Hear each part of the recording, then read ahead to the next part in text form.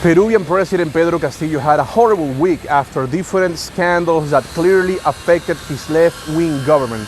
The first scandal came on Wednesday morning as the Transport and Communications Ministry decided to shut down radio station PBO without any previous notification. This is quite telling because this radio station located in the Peruvian capital city of Lima had a clear editorial stance against Pedro Castillo, which makes many people believe that this action was taken purely by political reasons. This decision was made purely because of political reasons. So this is a pretty damaging situation for the Castillo's government, because this is a clear attempt against freedom of expression, which basically makes people remember the years of former Peruvian dictator Alberto Fujimori, given the fact that during this right-wing regime there were a lot of attempts against freedom of expression and freedom of speech, to the point where many media outlets, radio stations, and even TV networks were essentially censored by this regime.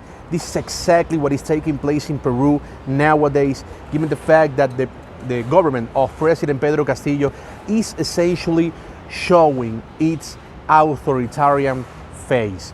So this was the first scandal. A scandal in which PBO's CEO, Philip Butters, claimed that the radio station didn't receive any type of notification from the Peruvian government. And this is quite remarkable, this is quite telling, because every time that a government makes these type of decisions in every country all across Latin America, even when the decision is illegal or not, the government always provide any type of notification to the media outlet, to the radio station, or to the TV network that is going to close, that is going to shut down. So this is not what happened in Peru, which makes everything even more controversial, even more scandalous, because the Peruvian government didn't even respect this particular detail. So this was the first scandal. The second scandal came later than that night, on Wednesday night, during an interview between Peruvian President Pedro Castillo and CNN's Fernando del Rincón. During this interview, Pedro Castillo hinted that he basically recognized Venezuelan dictator Nicolas Maduro as the legitimate president of Venezuela.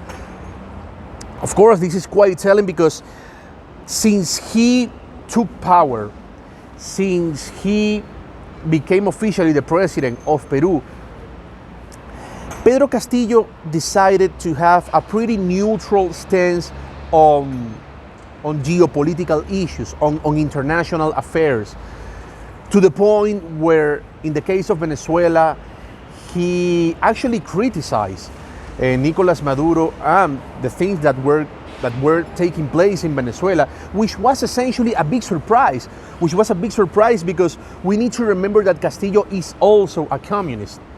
He's a radical left-winger that almost everyone thought that he was going to provide full support to the Venezuelan regime. And this wasn't taking place until this interview, where he hinted that he recognized Nicolas Maduro as a legitimate president of Venezuela. And what's even worse was that during this interview, Pedro Castillo refused to tell Fernando del Rincón whether Cuba or Venezuela were dictatorships.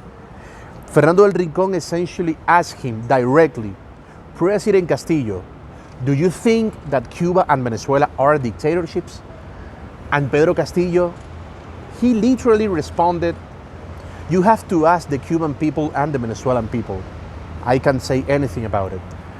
So we perfectly know that these types of comments only show full support for the dictatorships that they are refusing to condemn, or even refusing to name by their name, which are dictatorships. So we need to see what is